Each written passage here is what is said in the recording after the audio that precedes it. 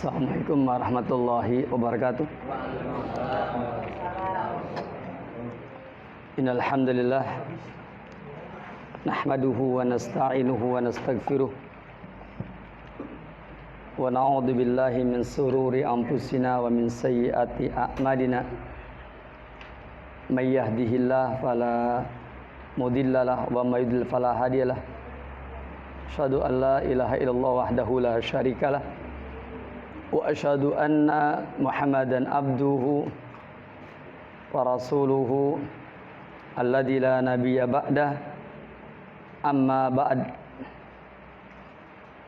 Jamaah sekalian rahimani wa rahimakumullah, walhamdulillah wa syukru ala ni'amillah. Pada kesempatan ini kita dapat bermajlis di majlis ini yang semoga dirahmati oleh Allah Subhanahu wa taala. Salawat dan salam semoga terlimpah curahkan kepada Nabi kita yang mulia Nabi Muhammad SAW, kepada keluarganya, kepada para sahabatnya, serta kepada pengikutnya yang setia sampai yaumul qiyamah. Jamaah sekalian rahimani wa rahimakumullah, pada kesempatan ini kita insyaallah ta'ala akan melanjutkan pembahasan kita, yaitu al-aslu as-sani, yakni prinsip yang kedua ya. Dan kemarin kita sudah membahas prinsip yang pertama adalah tentang bagaimana mengikhlaskan ketaatan kita hanya untuk Allah Subhanahu wa taala. Itu al-aslul awal. Dan dalam kesempatan ini kita akan melanjutkan pembahasan yang kedua ya.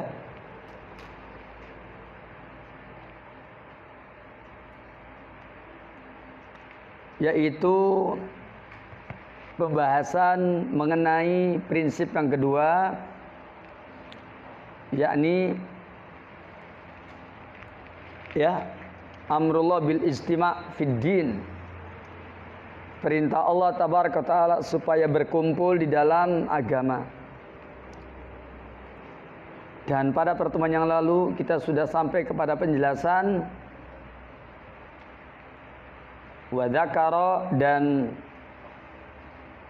Allah menerangkan annahu, bahwasanya wa dzakara, dan Syekhul Islam Muhammad bin Abdul Wahhab menerangkan annahu, bahwasanya amarul muslimina, memerintahkan kepada kaum muslimin bil ijtima' fid din, untuk berkumpul ya dalam agama, wa naha umani tafarruqi fi, dan melarang mereka bercerai-berai, berpecah belah seperti itu. Berbicara tentang hal tersebut, maka pensyarah mengatakan wa minan nusus al-waridah fi dzalik, di antara nas yang menjelaskan tentang hal tersebut adalah yaitu qaulullah ta'ala, firman Allah tabaraka wa ta'ala. Allah berfirman, syara'a lakum minad dini ma wassa bihi nuha walladhi awhayna ilaik walladhi awhayna ilaika wa ma wassayna bihi Ibrahim wa Musa wa Isa an aqimud dina wa la tatafarraqu fi. Allah tabaraka wa taala berfirman di dalam Al-Qur'anul Karim, yakni dalam surat Asy-Syura. Surat Asy-Syura adalah surat yang ke-40 ya, 2. Pada ayat yang ke-13 Allah berfirman demikian, yakni kata Allah tabaraka wa taala, Allah telah mensyariatkan kepada kalian dari agama. Allah mensyariatkan kepada kalian dari agama. Syara'allahu lakum ayyuhanas minad din. Yakni Allah tabaraka wa taala ya telah memerintahkan bahwa Allah mensyariatkan untuk mereka dari agama. Dan ini tentu sebaik-baiknya nikmat, sebesar-besarnya nikmat yang Allah berikan kepada para hambanya. Apa itu? Dengan adanya syariat agama. Dan agama Islam adalah khairil adyan wa afdaliha wa azkaha wa tahriya. Agama Islam adalah khairil adyan, sebaik-baiknya agama. Allah berfirman, huwallazi arsala rasulahu bil huda wa dinil haq liyudhhirahu ala dini kullih walau karihal musyrikun.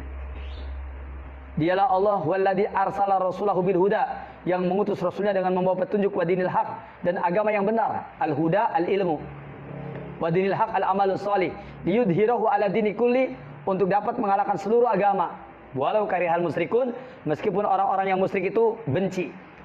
Itu dalil bahwa agama Islam adalah agama tauhid, sedangkan selain Islam adalah agama kesyirikan. Makanya dikatakan walau karihal musyrikun, meskipun orang musyrik itu apa? Benci, tidak suka.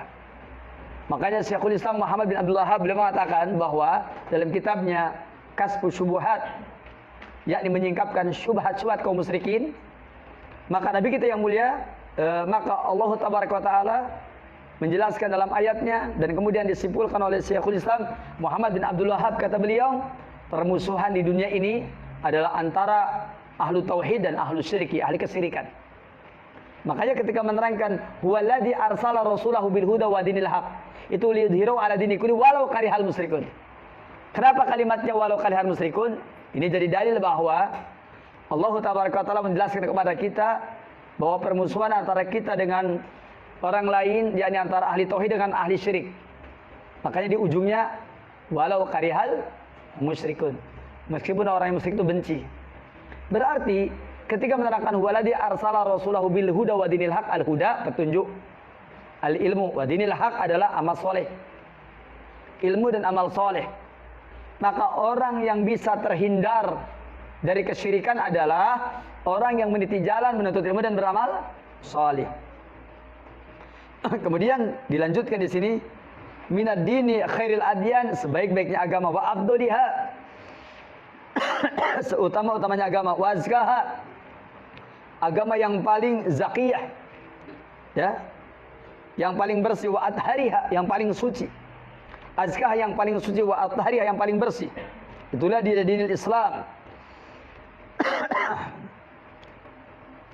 Alladzi sarahu Allahu lil mustafina al-mukhtarina min ibadihi, yang Allah syariatkan agama tersebut kepada hamba-hambanya yang terpilih, hamba-hambanya yang disucikan, yang terpilih, ya. Bahkan Nabi Muhammad SAW yakni merupakan khiyarul khiyar, yang terpilih dari yang terpilih. Bahkan Nabi Muhammad adalah sofatu sofah, yaitu yang suci dari yang suci. Itulah dia Nabi kita yang mulia, Nabi Muhammad SAW. Mawaswabihi Nuhan walladhi mawaswabihi Nuhan, sebagaimana Allah telah mensyariatkannya kepada Nabi Nuh alaihissalam. Makanya kalimat mawaswabihi Nuhan ditafsirkan dalam kitab Al-Mukhtasar fi Tafsir, mislama amarana ya Nuhan, mislama amarana Nuhan, sebagaimana yang Allah perintahkan kepada kita, juga Allah perintahkan kepada Nuh alaihissalam. Supaya apa? Bitablighi wal amali bi, supaya menyampaikan dan beramal dengannya. Kemudian dilanjutkan, walladzi auhayna ilaika, dan yang telah kami wahyukan kepada kamu ya Muhammad, wa ma wassayna bihi Ibrahim, dan seperti yang sudah kami wasiatkan dengannya kepada Ibrahim. Kalau tadi mislama amarna Nuhan, seperti yang kami perintahkan Nuh, maka ini dikatakan seperti yang kami wasiatkan kepada Ibrahim. Wa Musa wa Isa, Ibrahim, Musa dan Isa. An aqimuddin, supaya menegakkan agama. An aqimuddin, jadi maksudnya wa khulasatuhu, yakni ringkasan dari ajaran yang diwahyukan oleh Allah kepada para nabi dan rasul adalah an aqimuddin watruku at-tafarruqa fi, tegakkan agama dan tinggalkan berpecah belah padanya. Tegakkan agama, yakni tegakkan tauhid. Tinggalkan yang tafarruq padanya, yakni tinggalkan perkara yang paling menimbulkan pecah belah, yaitu kesyirikan. Karena apa? Karena semua agama yang dibangun di atas kesyirikan akan menimbulkan pecah belah. Semua agama yang dibangun di atas ketauhidan, maka dia akan mempersatukan umat ini. Karena tauhid dari kata-kata wahada yuwahidu tauhidan, wahidun satu, wahada mempersatukan.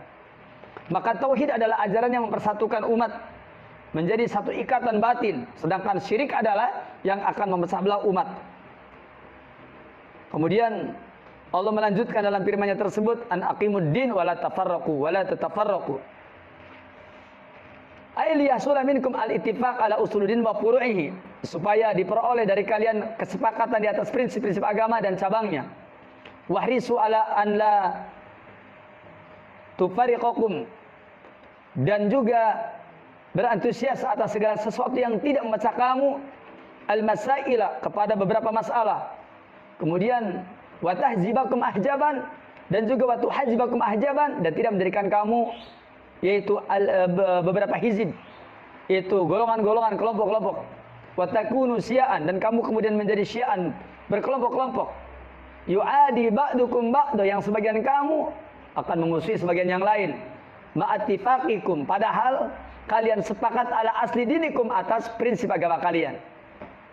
Artinya kalau kamu berada di atas prinsip agama yang sama, harusnya kalian tidak berpecah belah. Tapi banyak yang terjadi pecah belah dengan sebab apa? Jadi dengan sebab timbulnya permusuhan sebagian kamu dengan sebagian yang lain, padahal kamu sepakat pada prinsip agama kalian. Barakallahu. Perpecahan yang terjadi ketika prinsipnya sama, maka ketahuilah itu bukan perpecahan dalam prinsip agama, bukan perpecahan dalam usul, tetapi perpecahan yang timbul karena apa? Karena persoalan-persoalan puru umpamanya. Perpecahan yang timbul karena apa? Karena tidak benar dalam menghadapi masalah-masalah puru, masalah-masalah cabang. Kalau umpamanya bisa menghadapi dalam masalah-masalah yang cabang, maka tidak terjadi perpecahan.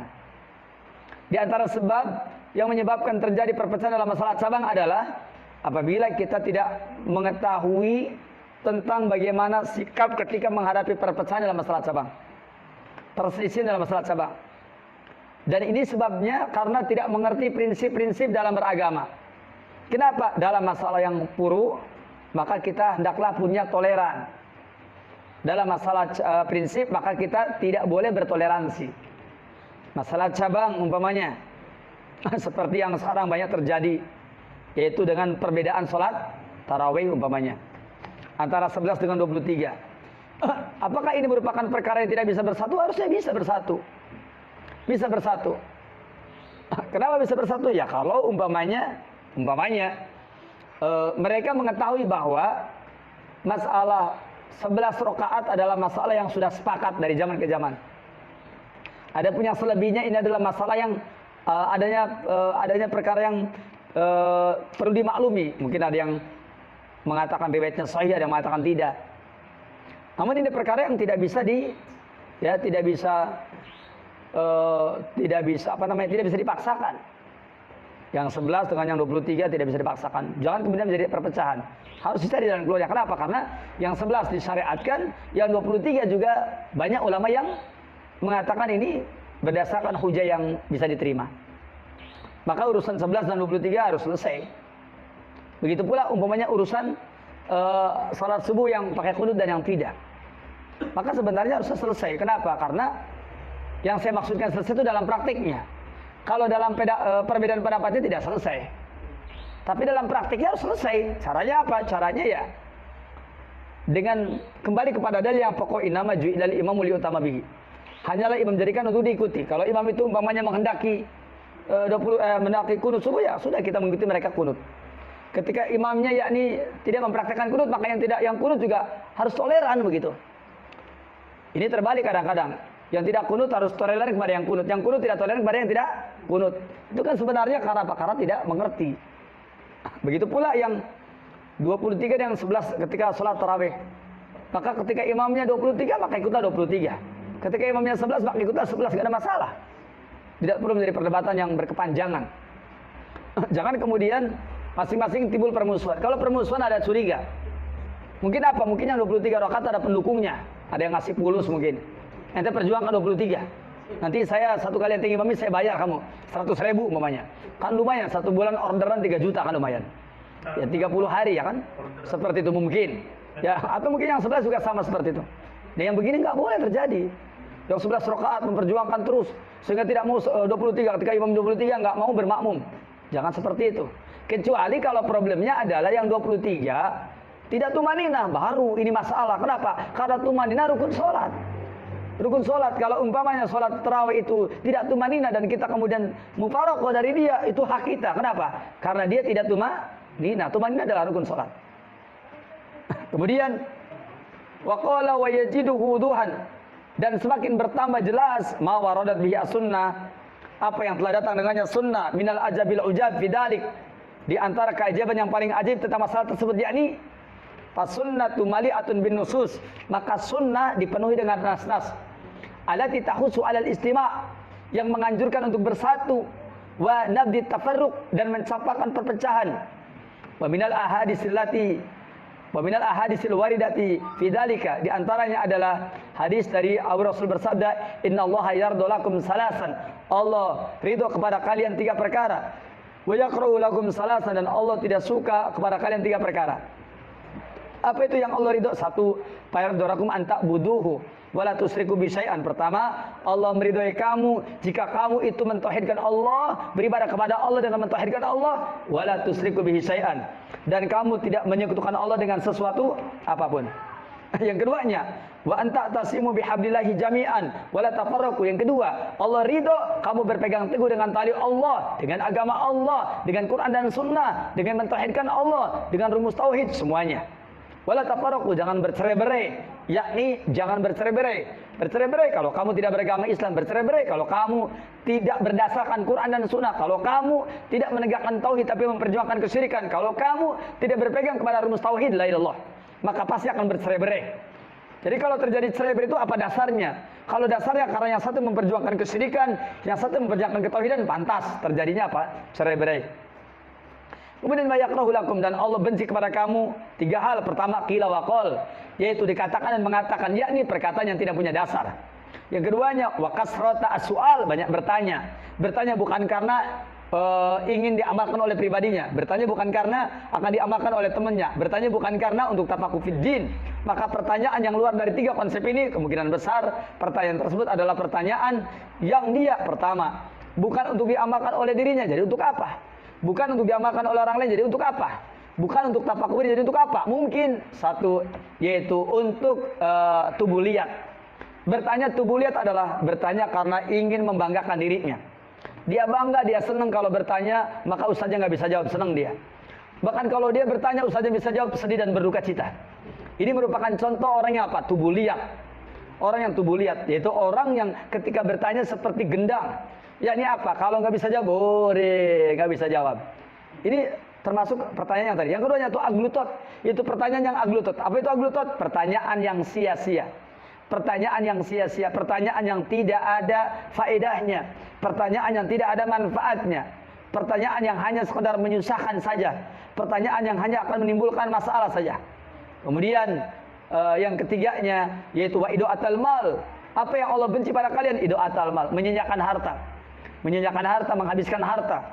Ya, yakni semua harta yang dikeluarkan bukan di jalan Allah, itu namanya idoatul mal. Hadis ini sahih riwayat Imam Muslim. Maka wajahat syariat bil amri bil istima' ka ijabis salatil jumu'ah wal jamaah wa ta'mir fis safar wal adilati fi dzalika katsirah. Jadi diterangkan bahwa datang syariat memerintahkan untuk berkumpul, yaitu mewajibkan salat Jumat, kemudian salat jamaah, kemudian mengangkat pimpinan dalam safar, dan dalil masalah tersebut banyak sekali. Artinya bahwa kita diperintahkan supaya apa? Berkumpul dengan cara apa? Yakni melaksanakan sholat Jumat dengan berjamaah, kemudian melaksanakan sholat jamaah. Ini contoh persatuan kita dalam urusan agama. Begitu pula kalau safar harus ada pimpinan safarnya. Ini pun merupakan juga bagian dari hal tersebut. Kemudian Syekhul Islam Ibnu Taimiyah Ta'ala di dalam menjelaskan keutamaan al-istimah fid din dan juga wa khuturati tafarruq fi. Apa kata Ibnu Taimiyah? Hadzal aslul azim, prinsip yang agung ini, wa huwa yaitu al-i'tisam bihablillahi jami'an wa alla yatafarraq, yaitu berpegang teguh semuanya dengan tali Allah, tidak berpecah belah. Lihat oleh kita. Kalau orang menuduh Syekhul Islam Ibnu Taimiyah adalah pemecah belah, bagaimana mungkin dia mengatakan ini adalah prinsip yang agung? Apa itu prinsip yang agung? Adalah berpegang teguh dengan tali Allah dan tidak bercerai-berai. Ini kata Ibnu Taimiyah. Pertanyaannya, mungkinkah Ibnu Taimiyah menghendaki cerai berai? Enggak mungkin. Ini buktinya belum mengatakan demikian. Bahkan kata beliau, huwa min a'dhami usulil Islam, kata Ibnu Taimiyah, berpegang teguh dengan tali Allah, tidak berpecah belah, itu adalah yang teragung dari prinsip Islam. Wa mimma adumat wasiatullah ta'ala bi fi kitabi, dan dia pun termasuk wasiat Allah yang agung di dalam kitabnya. Bahkan wa mimma adumat damu liman tarakahu min ahli kitab wa ghairihim. Bahkan kata Ibnu Taimiyah, dia termasuk yang paling besar celaannya kepada orang yang meninggalkannya dari ahlul kitab dan selain mereka. Artinya orang-orang ahlul kitab dan orang-orang yang mengikuti ahlul kitab, yakni mereka yang meninggalkan prinsip ini, itu adalah termasuk sebesar-besarnya celaan. Bahkan wa mimma adumatihi wasiatun Nabi sallallahu alaihi wasallam fi mawatina amma wa khassa. Bahkan di antara prinsip ini, berpegang teguh dengan tali Allah adalah termasuk wasiat Nabi yang paling agung di berbagai tempatnya. Apakah tempat yang umum atau yang khusus? Seperti Nabi kita yang mulia bersabda, alaikum bil jamaah, berpegang teguhlah kalian dengan jamaah, tetapilah oleh kalian jamaah, fa inna yadallahi alal jamaah, karena sesungguhnya yaitu tangan Allah bersama dengan al jamaah. Hadis ini Imam Al-Baihaqi dan diterangkan dalam kitab Syu'abul Iman. Lihat oleh kita dalam hadis tersebut disebutkan apa? Alaikum bil jamaah, tetapi jamaah. Tetapi jamaah, fa inna yadallahi alal jamaah, karena tangan Allah bersama dengan jamaah, di atas jamaah. Kemudian begitu pula dalam riwayat yang lain Imam Ahmad disebutkan apa katanya? Fa inna syaitana ma'al wahid. Setan itu bersama dengan orang yang sendirian. Wa huwa minal isnaini ab'ad, dan dia lebih jauh daripada orang yang duaan. Artinya, orang yang sendirian setan kemungkinan besar akan menerkamnya, akan mencaploknya. Tetapi kalau bersama dengan orang yang dua orang, maka setan yakni akan melihat perhitungan, karena ini berdua. Makanya berjamaah dua orang. Itu jauh lebih apa? Lebih selamat daripada apa? Daripada orang yang sholatnya sendirian, seperti itu. Kemudian man ra'a min amirihi syai'an, siapa yang melihat sesuatu yang tidak dia sukai. Man ra'a min amiri syai'an yakrahuhu, siapa yang melihat sesuatu yang dia tidak sukai dari pimpinannya. Siapa yang melihat sesuatu yang dia tidak sukai dari pimpinannya. Apa katanya? Fal yasbir alaihi, sabar. Jadi kalau kita ini punya pimpinan, kita punya pimpinan, kita punya ketua, kita punya kepala, kita punya pimpinan di mana saja, di rumah tangga punya pimpinan, di organisasi punya pimpinan, di lembaga punya pimpinan, kita nggak suka, fal yasbir, belajarlah jadi orang yang sabar. Jangan apa? Jangan fal yakhruj, jangan keluar, jangan. Antum harus sabar, kita harus sabar. Lihat tadi kita, man ro'a min amiri syai'an yakrahuhu. Siapa yang melihat sesuatu yang dia tidak suka dari pimpinannya, fal yasbir, sabarlah.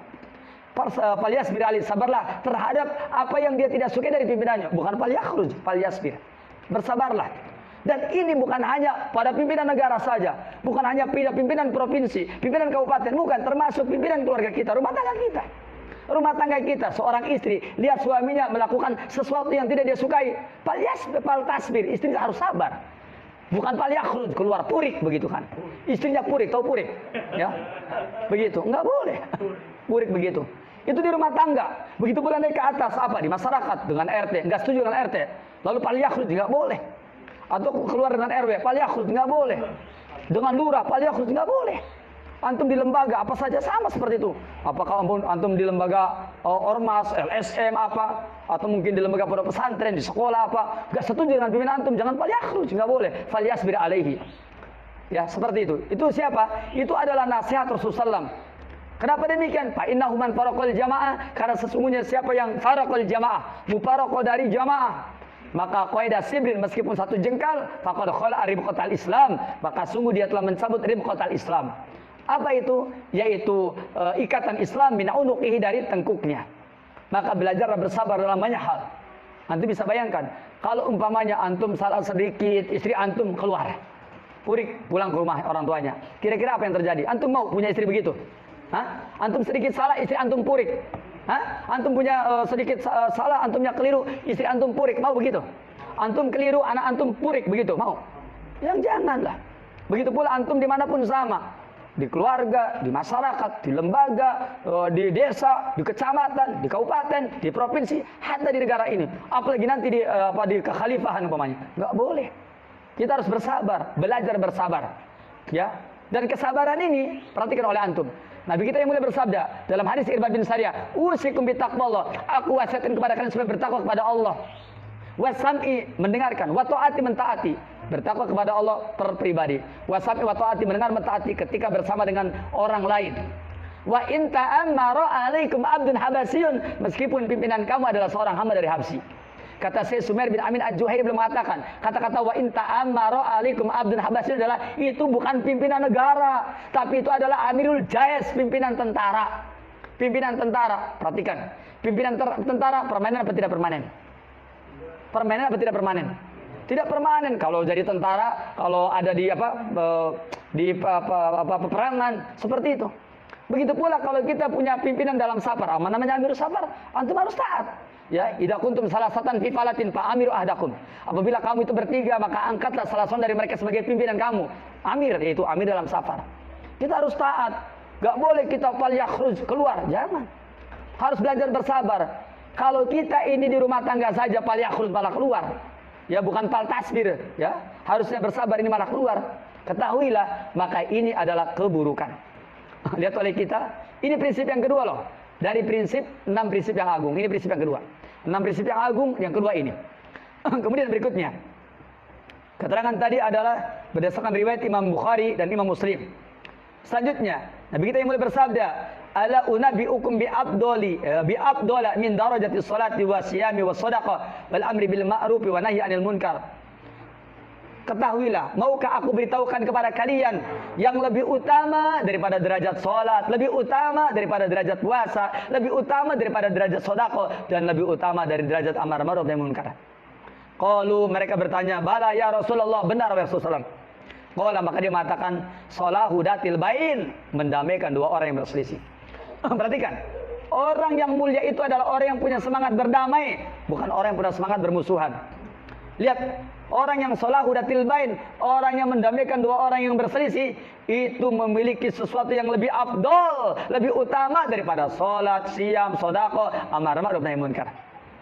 Makanya kita harus tahu, ya, bahwa di antara orang, ya, yang layak untuk diajak bermusyawarah, ini orang yang layak apa? Diajak untuk bermusyawarah. Siapakah dia? Perhatikan firman Allah yang mulia ini. Orang yang paling pantas diajak untuk bermusyawarah. Siapakah dia? Kata Allah tabaraka wa taala, Allah berfirman, la khairu fi katsirin min najwahum. Tidak ada kebaikan pada kebanyakan pembicaraan rahasia kalian. Ya, dikatakan tidak ada kebaikan pada kebanyakan pembicaraan rahasia kalian. Illa kecuali man amara bis shadaqah. Satu, orang yang menyuruh bersedekah. Yang kedua, au ma'rufin, atau orang yang suka memberitakan berbuat kebaikan. Yang ketiganya, au islahin bainan nas, atau yang melakukan perdamaian di antara manusia. Jadi kalau kita nih pengen punya teman dekat yang bisa diajak ngobrol, siapa? Satu, orang yang dia suka menyuruh kepada sedekah. Yang keduanya, menyuruh berbuat kebaikan. Yang ketiganya, menyuruh perdamaian di antara manusia. Itu adalah teman yang layak diajak diskusi dalam masalah-masalah yang bersifat rahasia. Kalau menyuruh kebaikan, sedekah juga kagak, nyuruhnya aja kagak, apalagi sedekahnya. Yang keduanya, menyuruh berbuat kebaikan juga kagak, apalagi berbuat kebaikannya. Kemudian, atau menyuruh untuk berdamai juga tidak, apalagi berdamainya.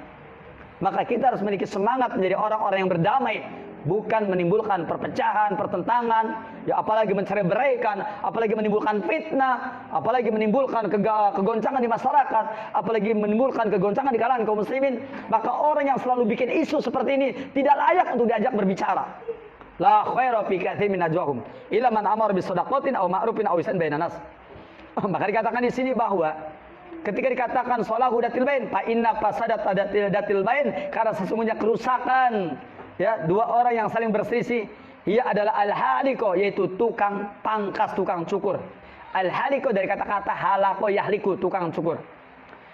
La aqulu tahliku sa'ro, aku tidak mengatakan kamu tukang nyukur rambut, bukan. Walakin tahliku din, tapi kamu tukang nyukur agama. Kamu tukang pangkas agama, bukan pangkas rambut. Al-haliko itu bukan pangkas rambut, tetapi orang yang suka memangkas agama. Dan kita tahu orang yang memangkas agama sekarang banyak, terutama mereka yang suka potong-potong video, ya, itu adalah orang yang memangkas agama. Ya, materinya harusnya lengkapnya begini, benar, malah dipangkas, ya. Banyak yang begitu. Banyak halikotuddin, banyak pemangkas agama, banyak termasuk pemangkas ceramah. Pemangkas ceramah. Antum pakai YouTube enggak, pakai video enggak, tapi memangkas berita. Itu juga nggak boleh. Ya, memangkas pengajian. Semalam nih ngaji sama Ustaz Ahmad Toner gini-gini, tapi dipangkas, nggak boleh itu. Ya, yang begitu termasuk apa? Al-haliqah, pemangkas agama.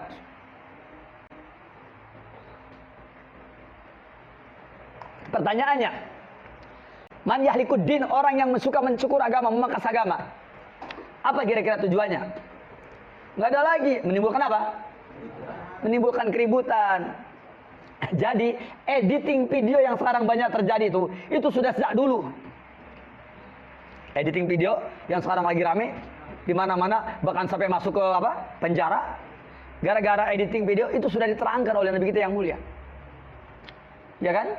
Sudah diterangkan bahwa akan ada orang-orang seperti ini. Hadis ini Imam Ahmad. Kemudian dalam riwayat yang lain, yaitu riwayat Imam Muslim yang semana dengan ini. Man ja'akum wa amarakum ala rajulin wahid minkum yuridu an yufarriqa jama'atakum fadribu unuqahu bisayf kainan man kana. Siapa yang datang kepada kamu dan menyuruh kamu di atas seseorang di antara kamu dengan maksud untuk memecah belah jamaah, maka fadribu unuqahu bisayf. Tebas lehernya dengan pedang kainan man kana. Ya, siapapun keadaan dia. Artinya, orang yang suka memporak-porandakan jamaah, orang yang suka memecah belah jamaah, yakni memecah jamaah kaum muslimin, orang yang selalu kalau zaman sekarang apa namanya, pembuat fitnah. Kan sekarang banyak kan saibul fitnah di mana-mana. Orang-orang yang membuat fitnah, mengadu domba satu kelompok dan kelompok yang lain. Sekarang banyak. Kalau tadi editing video, tukang memangkas agama, memangkas ceramah, memangkas materi-materi kajian, omongan ustaz dengan ustaz disatukan lalu diperdebatkan begitu. Ya, itu yang ahli editing. Ya, ahli tukang mangkas video itu. Hati-hati kalau mereka melakukan ini dengan tujuan untuk apa? An yufarriqa jama'atakum fadribu unuqa bisayf kainan man kana. Maka tebas lehernya dimanapun dia berada. Ya, dan tentu saja yang menebasnya ya penguasa kaum muslimin, bukan kita. Kalau kita menebas, ditebas lagi nantinya. Dalam hadis yang sahih Bukhari, Nabi kita bersabda, yusalluna lakum, mereka sholat untuk kalian. Fa in asobu, maka jika mereka penguasa itu sholat dan benar, maka falakum walahum, benar untuk kamu, benar untuk mereka. Wa in akhtau, jika mereka itu salah, falakum, bagi kamu tetap baik, wa alihim, dan jeleknya untuk mereka. Artinya penguasa itu, ya, kalau dia itu baik, sholatnya benar, sholatnya baik untuk kamu, baik untuk mereka. Kalau mereka itu sholatnya salah, nggak benar, maka kamu tetap baik, sedangkan jeleknya untuk mereka. Inilah riwayat ini sahih, yakni riwayat Imam Al-Bukhari. Begitu pula Nabi kita yang mulia bersabda, "Satab tariku adil umat ini akan pecah belah ala salasin wasab'ina firqatan, menjadi 73 golongan." Ya. Minha di antaranya wahidatun, satu, najiyatun, yang selamat, wa isnatani wa sab'una finnar, sedangkan 70 di neraka. Qila waman al-firqatun najiyah, siapakah yang satu golongan itu? Golongan yang selamat. Qala hiya al-jamaah. Dia adalah al-jamaah, yadullah al-jamaah, dan tangan Allah di atas al-jamaah. Hadis ini adalah hadis yang masyhur di sisi ahli ilmu, dan hadis ini riwayat Imam Abu Dawud, Ibnu Majah, Imam Ahmad, dan hadis ini disahihkan oleh Syalbani dalam kitab Sahih Sunan Ibnu Majah. Maka dari keterangan ini, dari penjelasan ini, kita mengetahui bahwasanya sesungguhnya apa yang diterangkan dalam riwayat-riwayat ini, ketahuilah bab tentang kerusakan yang terjadi pada umat ini dan juga pada umat yang sebelumnya adalah adanya tafarruq, yaitu perpecahan, ikhtilaf, perselisihan yang itu terjadi di antara apa? Di antara umaroknya, di antara ulamanya, yaitu dari para penguasa mereka, juga para masyayikhnya dan yang lainnya. Dan semua itu terjadi karena memang ada yang memecah belah. Oleh karena itulah jamaah sekalian, maka tentu saja manhaj yang wajib berkumpul padanya adalah yaitu manhaj ahli sunnah wal jamaah, yaitu jamaah di mana diketahui yaitu dengan dakwah kepada tajmi' al-hizbi, yaitu persatuan kelompok tertentu, la jam'il muslimin, bukan mengumpulkan kaum muslimin ala manhajis salaf, di atas manhaj salaf, seperti jamaah ikhwanul muslimin. Jamaah ikhwanul muslimin adalah mereka yang bersatu tidak di atas manhaj salaf. Kemudian ini adalah jamaah yang sesat, dan kita mengetahui bahwasanya mereka memiliki satu kaidah yang sangat terkenal, najtami fima ittafaqna alaihi, kita bersatu dalam perkara yang kita sepakati, wa ya'duru ba'duna ba'dan fima ikhtalafna fi, dan kita saling memaafkan satu dengan yang lainnya dalam perkara yang kita berselisih. Yakni ini kalimat berselisih dan bersatunya tidak jelas. Makanya kalimat ini adalah kalimat yang sangat berbahaya. Oleh karena itu jemaah sekalian, maka poin yang terakhir adalah kata saya sumasarul amru ila anal iftiraq fi usuluddin wa furiwa al ilmu wal fiqh fid din. Kemudian jadilah perintah kepada al-iftiraq, berpecah dalam prinsip agama, dan cabang agama adalah al-ilmu wal fiqh fid din. Jadi ternyata apa? Ternyata karena mereka nggak paham tentang kebenaran, sehingga perintah untuk berpecah belah dalam urusan agama, dalam pokok agama dan prinsip agama dianggap ilmu dan fikih dalam agama. Wasaral amru bil istima fid din la yaqulu illa jindik. Dan jadilah perintah untuk bersatu dalam agama seolah-olah tidak ada yang bisa berkata kecuali kaum jindik, ya. Au majnun atau kaum majnun. Maksudnya apa? Sesungguhnya urusan-urusan telah berubah setelah qurun yang mufaddalah, yakni yang disanjung oleh Nabi kita yang mulia. Bukankah Nabi kita mulia bersabda dalam Bukhari Muslim, khairun nas qarni, sumal ladina yalunahum, sebaik-baiknya generasi ada yang sejaman dengan aku, kemudian yang setelahnya, maka jadilah realita manusia seperti yang dikhabarkan oleh Syekhul Islam Ibnu Taimiyah, bahwa ketika zaman ini sudah lama tersembunyi pada kebanyakan dari manusia apa yang tampak bagi mereka, dan kemudian maka terjadilah sesuatu yang memukul kebanyakan manusia, perkara yang tampak, maka banyak dari kalangan mutakhirin mereka menyelisih kitab dan sunnah, apa-apa yang tidak ada seperti ini pada kalangan salaf. Maka kemudian jadilah orang yang menyandarkan kepada firqah dan ikhtilaf, mereka namakan orang yang alim, orang yang faqih. Padahal ini yang menisbatkan kepada manhaj ahli firqah dan ikhtilaf, dan mereka menganggap ini terpuji, padahal sebenarnya ini adalah tidak terpuji. Dan kemudian jadilah orang-orang yang menyeru kepada persatuan dan tidak boleh tafarruq, ya, dianggap sebagai orang yang jindik, ya, dianggap sebagai orang yang gila. Kenapa? Karena sesungguhnya katanya ini tidak mungkin bersatu, tidak mungkin bersatu di atas kitab dan sunnah, tidak mungkin bersatu di atas manhaj yang hak, tidak mungkin bersatu di atas yaitu akidah salafus saleh, tidak mungkin bersatu di atas tauhid.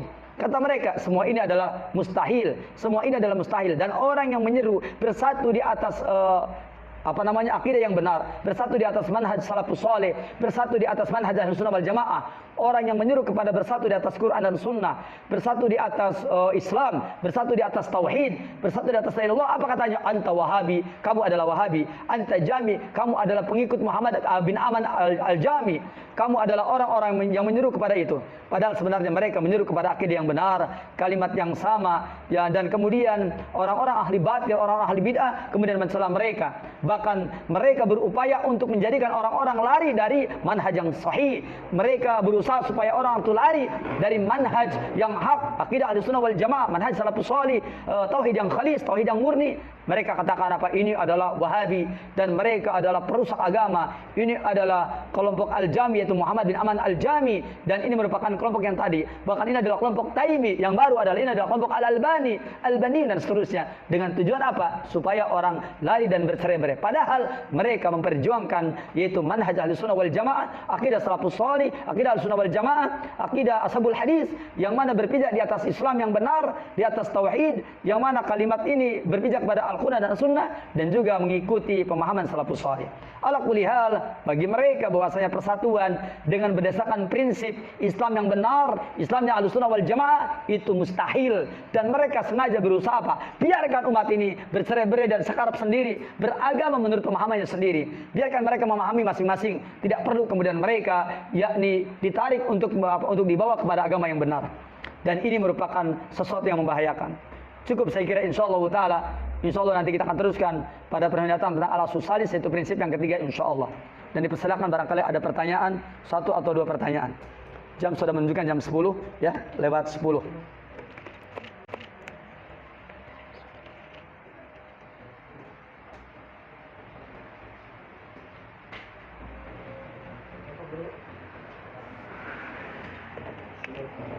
Ngajinya kita belum seberapa dibandingkan dengan ngaji di masyarakat. Di masyarakat itu kalau pengajian jam setengah 12 sampai jam 1 kalau nggak percaya. Betul tidak begitu? Iya.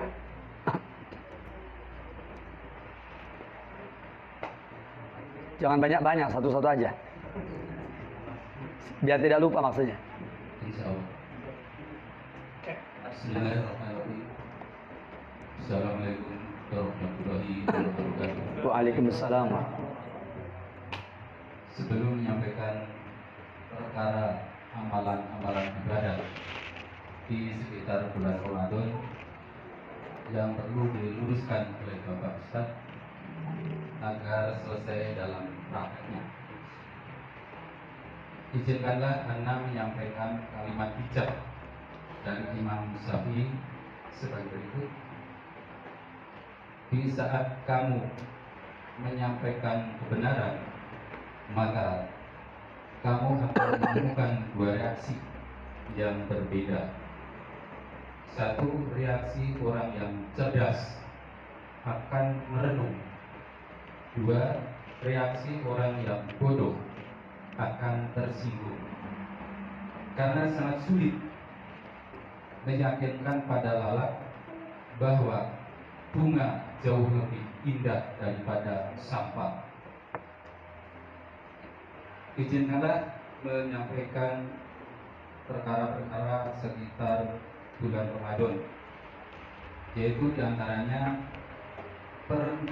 pensayakan waktu imsak 10 atau 15 menit sebelum adzan subuh. Terima kasih.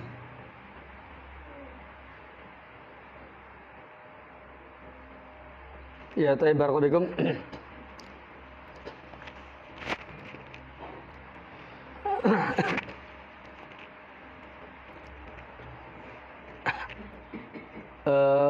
Tentang 10 menit sebelum apa namanya? Sebelum imsak ya. Seandainya saja kita tidak berdebat dalam satu hadis Nabi yang mulia ini, maka ini adalah jawaban yang paling jitu. Seandainya tidak berselisih paham dalam hadis ini. Apa itu? Yakni ada riwayat yang sangat bagus. Kalau ini tidak diperdebatkan oleh para ulama. Kalau Syekh Albani mengatakan ini hadis sahih. Dari Abu Hurairah bersabda, "Idza sami'an nida ahadukum," apabila salah seorang di antara kamu mendengarkan azan. Lihat, idza sami'an nida ahadukum. Apabila salah seorang di antara kamu mendengar azan, wal ina'u fi yadihi. Sedangkan bejana berada pada tangannya. Awas, bukan di tanah, tapi di tangannya. Sedang begini, Allahu Akbar umpamanya. Fala yad'u, maka janganlah dia meletakkan ini hatta yaqdiya hajatahu minhum. Sampai dia menunaikan hajatnya. Lagi pegang ini, Allahu Akbar, terus suruh minum. Hadis ini riwayat Imam Abu Dawud, Imam Ahmad. Syekh Albani mengatakan isnaduhu sahih. Walaupun saya katakan hadis ini ada yang menyatakan ini tidak sahih. Tapi seandainya hadis ini sahih, clear sudah. Makanya Imam Al-Albani belum mengatakan hadis ini adalah sebesar-besarnya hujah yang menunjukkan bahwa apa itu? Imsak tadi tidak berlaku. Ini kan dalil yang sangat terang benderang. Seandainya hadis ini tidak didhaifkan oleh yang lain. Itu yang pertama. Baiklah, karena hadis ini didhaifkan oleh sebagian yang lain, maka saya ganti yang lain. Tapi hadis ini disahihkan oleh banyak para ulama, di antaranya Imam Al-Albani.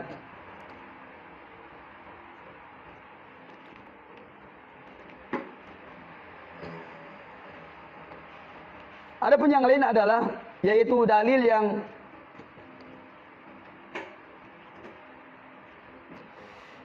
diterangkan di dalam riwayat yang sahih. Kalau di sini sahih. Karena apa? Karena ya riwayatnya sangat jelas sekali. Perhatikan riwayatnya, dan ini hadis sahih. Tidak diragukan lagi riwayat ini insyaallah. Kenapa? Karena hadis ini sangat banyak sekali dan sangat terkenal riwayatnya. Hadis ini juga terdapat dalam Bukhari Muslim dari Aisyah radhiyallahu anha. Idza adzana Bilalun, apabila Bilal itu adzan, Bilal adzan itu sebelum datangnya waktu subuh. Fakulu, makanlah, wasrobu, minumlah. Adanya Bilal itu sebelum datangnya waktu subuh. Disebutnya adzan awal. Hatta sehingga yu'adzina Ibnu Ummi Maktum, sehingga adzan Ibnu Ummi Maktum. Berarti ketika datang adzan Ibnu Ummi Maktum, maka jangan makan dan kapan adanya Ibnu Ummi Maktum? Adzan subuh. Jelas saya kira. Maka dengan riwayat ini, itu adalah Imam Bukhari, Imam Muslim, Imam An-Nasa'i ya. Dan juga masih riwayat yang juga dari Abdullah bin Umar juga sama seperti itu. Jadi inna bilalan yu'adzinu bil lail, sesungguhnya Bilal adzan di waktu malam, faqulu wasrabu, makan dan minumlah hatta yunadiya Ibnu Ummi Maktum, sampai dikumandangkan adzan oleh Ibnu Ummi Maktum. Artinya begitu adzan Ibnu Maktum maka jangan makan dan minum. Saya kira ini adalah riwayat yang cukup jelas. Apalagi riwayat yang pertama tadi lebih apa? Lebih jelas lagi. Begitu barangkali. Wallahu taala a'lam.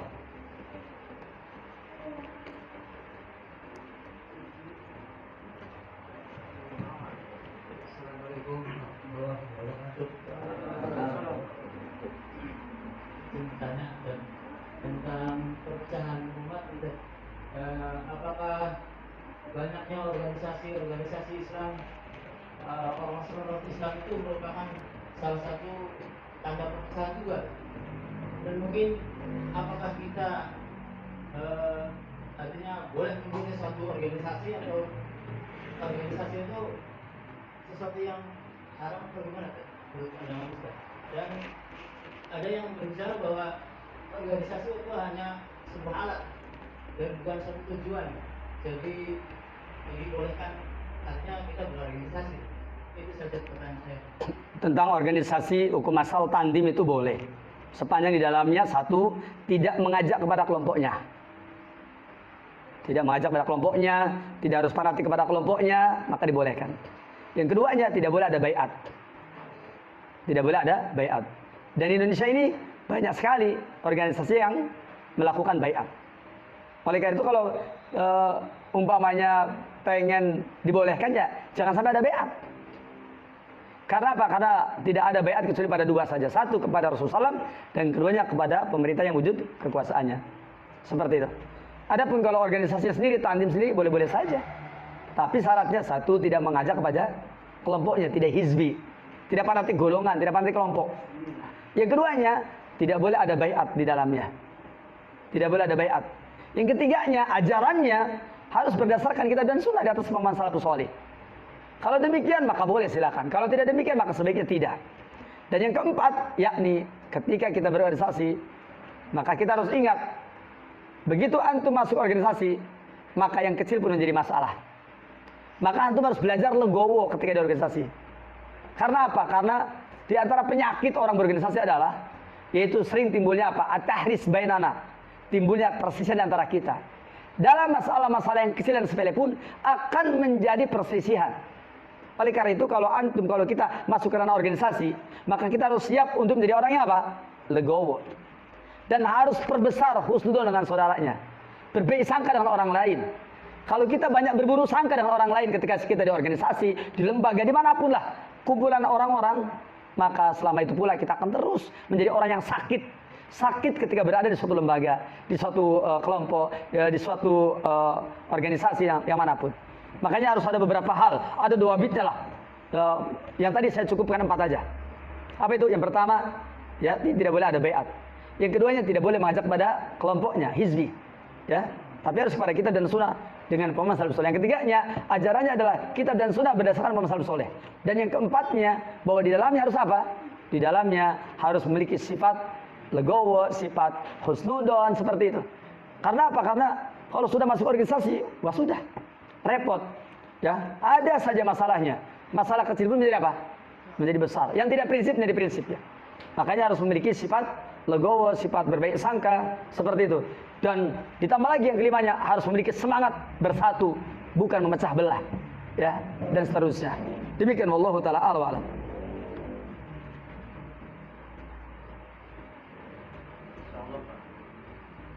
Tadi masalah kesabaran, adakah batas-batas kesabaran terhadap kepemimpinan seseorang?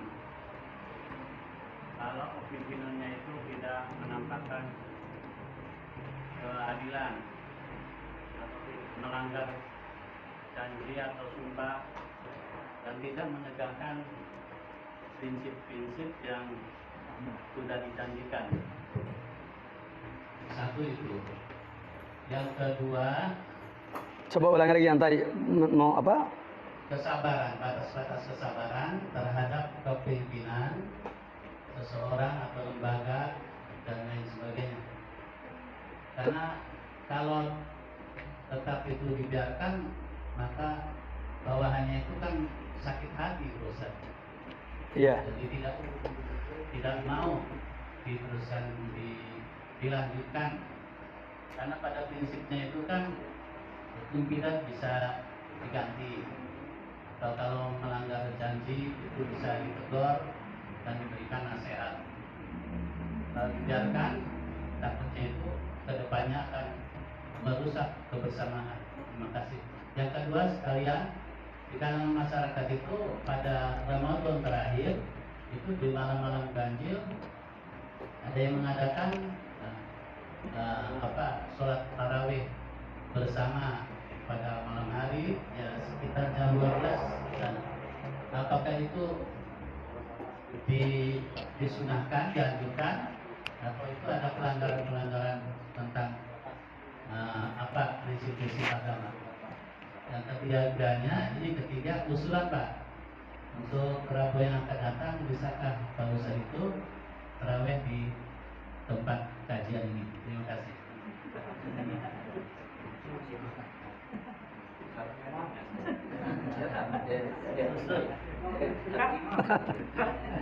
Baik, barakallahu.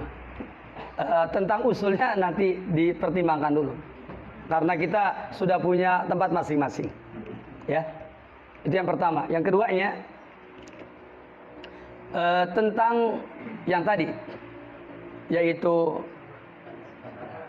tentang kesabaran. Setelah kesabaran apa tadi yang kedua?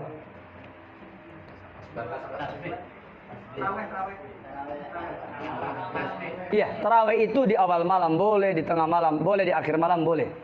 Mana saja yang apa? Yang mudah. Itu mah sholat tasbih bersama Pak. Oh, sholat tasbih. Kalau sholat tasbih tidak ada.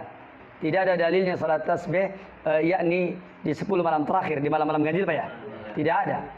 Tidak ada dalilnya sholat tasbih di malam-malam ganjil, tidak ada. Ya. Adapun tentang syariat sholat tasbihnya ulama berselisih paham. Ada yang mensunahkan dan ada yang membid'ahkan. Kalau saya lebih condong sholat tasbih itu sholat yang disunahkan. Walaupun ada ulama-ulama yang membid'ahkan ya. Itu masalah yang ada khilaf di antara para ulama tentang sahih dan tidak sahihnya hadis. Tapi ulama ahlul hadis rata-rata mengesahkan, dan saya lebih condong kepada pensahihkan dari ulama ahlul hadis tentang sholat tasbih. Dan ulama ahlul hadis rata-rata mengesahkan riwayat ini. Kemudian adapun tentang pemimpin, batasan kesabaran, saya katakan sabar tidak ada batasnya. Sabar tidak ada batasnya.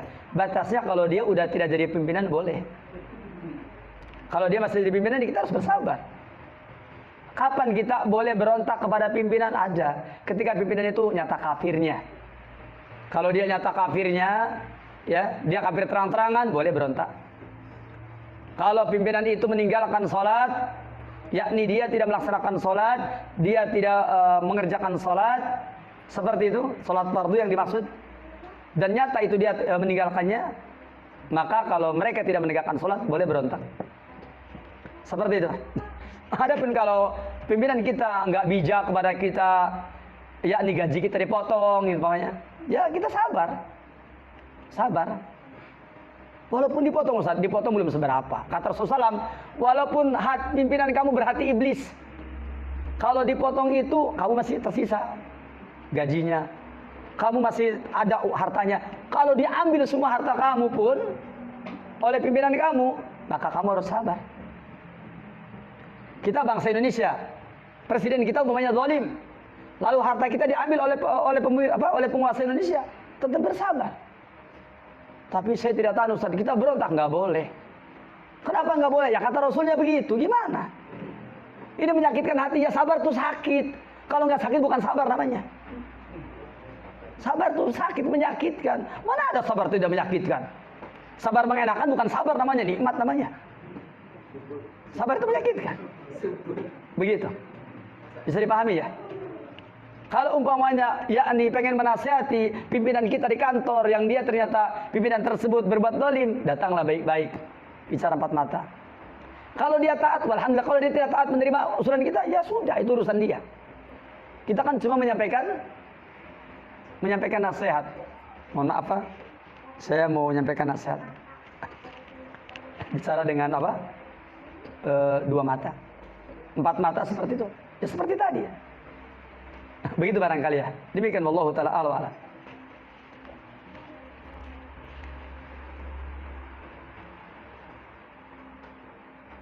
Satu lagi Ustaz. Pernah kejadian seorang khatib Jumat itu melaksanakan tugasnya sebagai khatib sampai selesai.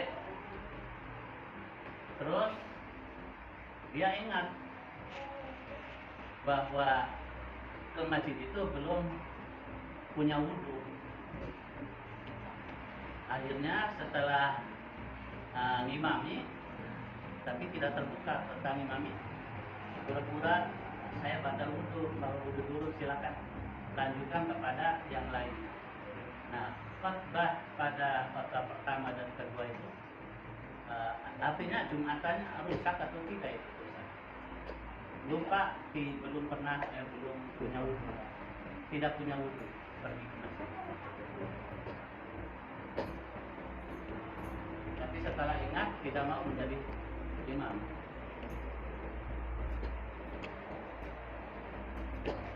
Ada orang yang berkhutbah dia tidak apa? Tidak punya wudhu. Tidak punya wudhu. Iya, lupa. Ketika dia khutbah Jumat. Iya. Sementara ketika dia sudah selesai Diserahkan kepada yang lainnya. iya.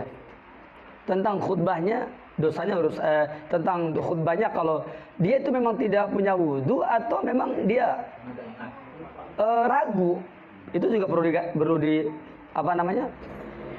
Perlu digarisbawahi. Mungkin dia ragu, mungkin apakah betul nggak punya wudhu? Sepertinya agak aneh juga. Kalau secara teori, kalau dia belum punya wudhu, agak susah dipahaminya. Mungkin perlu di-cross check lagi pertanyaan ini. Apakah betul dia nggak punya wudhu atau dia ragu? Lalu ketika dalam keraguannya dia memvonis dirinya tidak punya wudhu. Bisa jadi karena kebodohannya. Bisa jadi dia punya wudhu tapi dia ragu. Itu perlu di-cross check lagi. Saya nggak bisa jawab karena belum tentu benar apa yang dikatakannya. Ya, seperti itu. Demikian wallahu a'lam.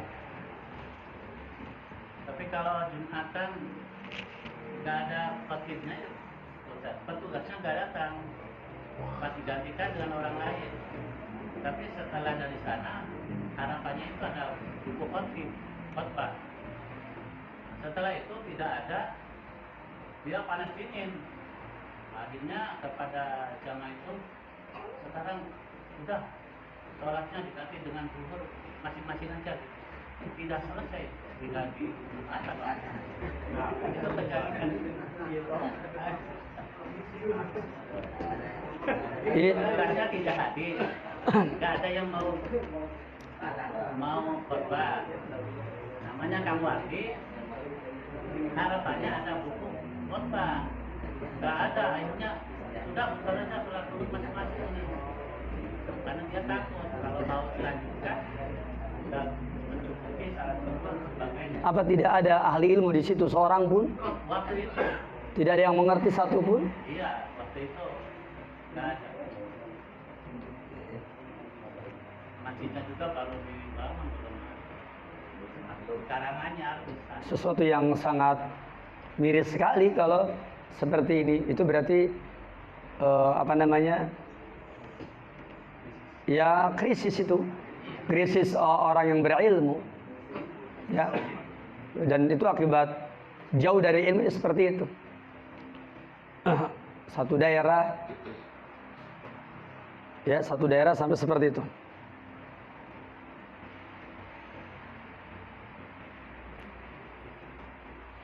Harusnya tidak terjadi seperti itu ya. Kalau terjadi subhanallah itu merupakan keajaiban. Ya memang kalau tidak ada yang bisa jadi khatibnya ya mau gimana lagi. Dan ini tentu sesuatu yang harus dipikirkan ke depannya. Untuk tidak terjadi seperti itu lagi. Itu kebodohan yang luar biasa. Dan itu di hadapan mata kita begitu. Apalagi umpamanya daerahnya daerah dekat. Sementara ada pondok pesantren apa kan sebenarnya masih memungkinkan untuk diminta bantuan. Tapi ini antum harus ingat, ini keprihatinan. Makanya saya sering mengatakan, hendaklah di antara jamaah ini belajar. Antum belajar. Ya. Mau tua, mau muda belajar yang benar. Sehingga ketika antum belajar dengan benar, jangan sampai kejadian seperti tadi. Di satu daerah sampai tidak ada seorang pun yang bisa menjadi khatib. Ini sesuatu yang sangat disesali. Apalagi satu kampung umpamanya. Ya. Ya, satu dusun. Mana pasti ada MUI-nya. Kenapa tidak hubungi MUI yang terdekat? Tidak hubungi orang yang ada di sana. Ya, kenapa tidak dihubungi khatibnya? Ya, banyak hal yang harusnya sudah diantisipasi dari awal. Dan ini bertanggung jawab DKM-nya ya, seperti itu. Terutama orang, saya nggak yakin kalau mereka nggak ada yang ngerti, saya kira masih ada. Harusnya ditawarkan kepada jamaah siapa di antara sampean yang kira-kira bisa menjadi khatib. Begitu harusnya. Jangan main bubarkan saja. Bisa jadi justru ada orang yang ahli ilmu di sana, atau mungkin ada orang yang lebih ngerti daripada anggota-anggota DKM tadi. Tapi ya saya tidak mengingkari, memang banyak terjadi juga di beberapa daerah ya seperti itu yang diceritakan. Ya, sampai tidak ada yang, makanya belajar. Ya, makanya kita kenapa pondok kita membuka program mulazamah untuk orang-orang yang sudah punya umur apa itu, diantaranya manfaatnya itu. Nanti ketika ada banyak kasus kayak tadi bisa nge-backup, ya bisa menggantikan sebagai khatib dan seterusnya, paling tidak lah itu, dan memiliki keberanian seperti itu. Demikian barangkali, wallahu taala a'lam.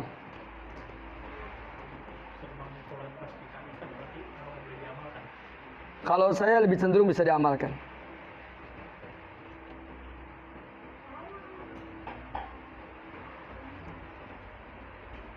Ada lagi? Cukup barangkali ya. Kita akan bersini subhanaka Allahumma hamdik asyhadu an la ilaha illa anta astaghfiruka wa atubu ilaik. Assalamualaikum warahmatullahi wabarakatuh.